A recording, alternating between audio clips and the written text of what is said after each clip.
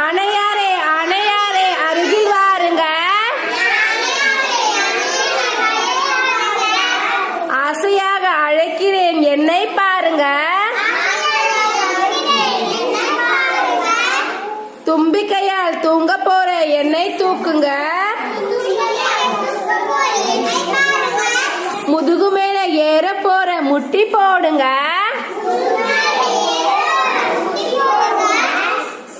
ரெண்டு பேரும் தெருவில் போனா நாடே பாக்கோங்க.